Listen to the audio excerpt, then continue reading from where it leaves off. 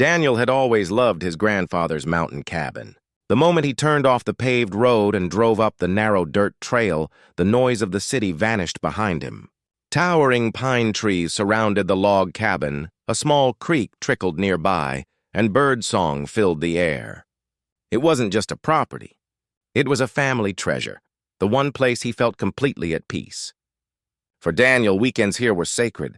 He'd spend his mornings fishing by the creek, afternoons reading on the porch, and evenings watching the sun set behind the mountains. He believed this hidden retreat was untouchable, but he was wrong. Someone had other plans. One Saturday morning, as Daniel brewed his coffee and stepped outside to take in the fresh air, he heard something unusual, the sound of engines. Not one, but several cars rumbling up the dirt trail. Daniel frowned. No one had ever come uninvited before. Within minutes, SUVs and minivans began parking in a line outside the cabin's gate. Families spilled out carrying picnic baskets, coolers, speakers, and folding chairs. Confused, Daniel watched as more cars kept arriving. By the 10th vehicle, his quiet retreat looked like a festival ground. He muttered to himself, "What on earth is going on here?" At the front of the crowd stood Karen, the self-appointed queen of the HOA. Dressed in a bright floral blouse and oversized sunglasses, she marched confidently toward Daniel like she owned the place. With a smug smile, she announced, "Good morning. I'm here with my guests. The cabin is reserved today for a community retreat." Daniel blinked in disbelief. Reserved? For 100 people? He hadn't spoken to anyone about hosting such an event. Before he could respond, Karen waved a folded paper in the air and added, "Everything is approved. We've got confirmation. Now step aside." Daniel raised an eyebrow as Karen shoved the paper at him. He unfolded it slowly, expecting at least some legal document. Instead, it was a cheaply printed flyer. Community Cabin Retreat, hosted by HOA. No signatures, no contracts, nothing binding. Just Karen's imagination. Daniel couldn't help but laugh under his breath. But Karen wasn't joking. She crossed her arms and snapped, "Look, the community expects access. You can't ruin this. We've planned this for weeks." Around them, the growing crowd nodded, clearly believing her story. Some even muttered about setting up tables and games in the backyard. Daniel realized this wasn't just a misunderstanding. It was a takeover. Most people would have lost their temper, but Daniel had learned something from his grandfather. Never let arrogance rattle you. He looked Karen directly in the eyes and said calmly, "Karen, this cabin is private property. You can't just claim it." But she scoffed, raising her voice so the entire crowd could hear. "He's trying to keep all this space to himself? It's unfair. This is for the community." Some guests cheered in agreement. Daniel knew arguing further in that moment would only fuel her drama. So, instead, he smiled politely, folded the fake flyer, and slipped it into his pocket. In his mind, he was already planning her downfall. By now, nearly 30 cars had parked, and over 70 people were milling around outside the gate. Children ran ahead, eager to play, while adults carried trays of food and even coolers of drinks. A few brought musical instruments, ready for what they thought would be a day-long celebration. The scene looked like the start of a wedding, except none of it belonged there. The narrow trail was now blocked by parked cars, creating a traffic jam. Neighbors who hadn't even been invited joined in, curious to see what was happening. Daniel stood silently at the gate, watching the chaos unfold. He wasn't angry anymore. He was waiting. As the crowd inched closer, Karen waved her arms like a general leading troops. "Everyone follow me! Let's set up inside!" But Daniel was faster. With one smooth motion, he stepped forward, pulled the iron gate closed, and clicked the heavy lock shut. The loud clang echoed through the mountain air. Instantly, the excited chatter turned into confused murmurs. Karen stomped up to him, furious. "You can't do this! This is illegal!" Daniel, still calm, leaned casually on the gate and said, "Actually, this is perfectly legal, because this land belongs to me, and you're trespassing." At first, Karen tried to laugh it off. She shouted to her guests, "Don't worry. He's bluffing. This is community property." But the unease was spreading. Families who had driven miles began asking questions. "Are we sure this is allowed? Did you really get permission?" Daniel didn't need to say anything. He just stood there, letting Karen dig her own hole. The more she shouted, the more doubtful her guests became. Some children tugged at their parents, whispering that they wanted to go home. The energy of the crowd shifted, and Karen felt the spotlight turning against her. Karen, desperate, held up the flyer again, her hands shaking but her voice loud. "See? It's official. I have the papers right here." Daniel walked up slowly, deliberately, and said, "May I?" He took the flyer from her hand while the crowd leaned forward, curious. He unfolded it dramatically and began reading it out loud. Community cabin retreat. Fun.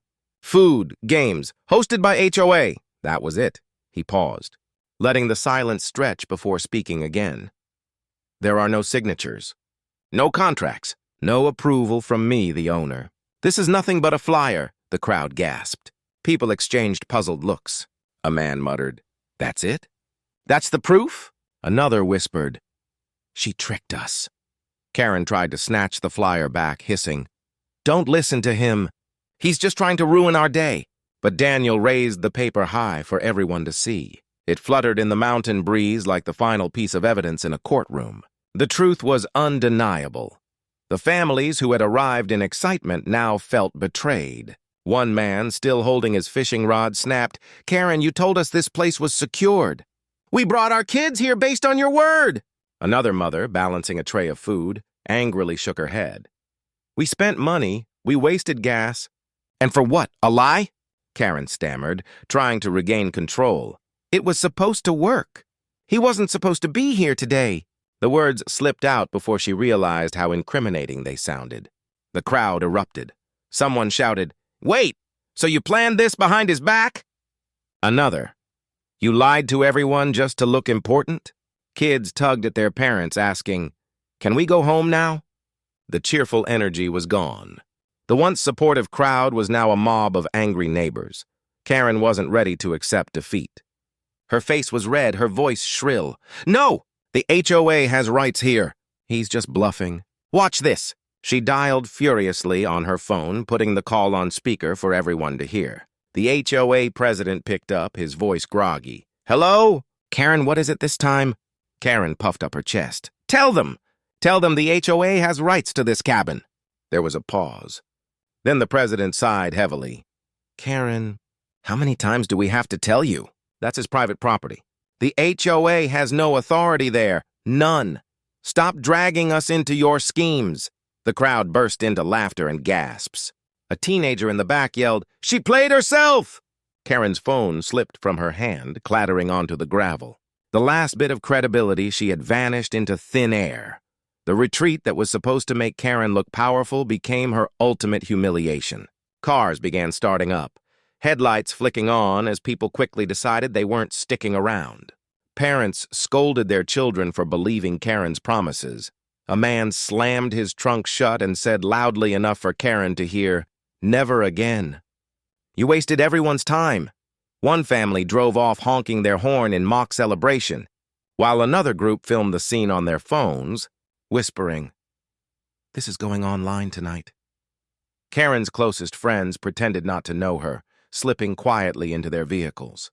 Within minutes, the lively festival atmosphere turned into a deserted, awkward silence.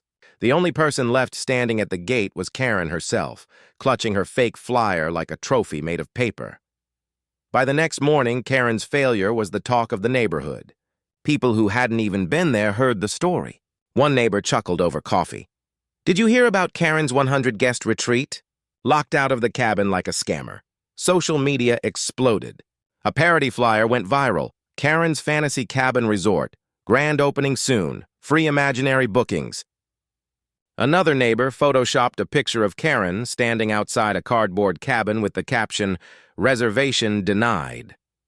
At the HOA meeting later that week, every time Karen tried to speak, someone coughed "cabin" under their breath, and the room erupted in laughter. Her carefully built reputation of authority was shattered beyond repair. Daniel, meanwhile, had the most peaceful weekend of his life. After the crowd left, he brewed another pot of coffee and sat on his porch, listening to the wind in the trees. The air smelled fresher, the silence sweeter. He thought about how his grandfather would have smiled at how calmly he handled the situation.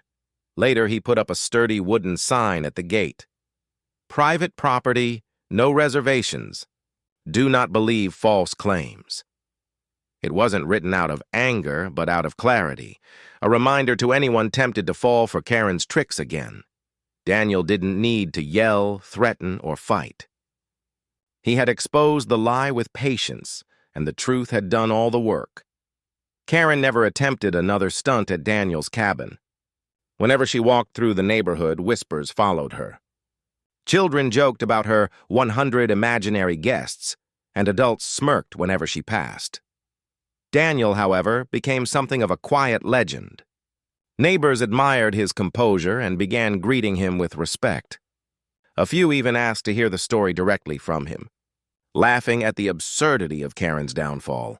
In the end, Karen's attempt to steal recognition backfired so completely that her own community turned against her, and Daniel's cabin, his grandfather's gift, remained a symbol of both peace and justice. The lesson was simple. Lies may gather a crowd, but truth can scatter them in seconds.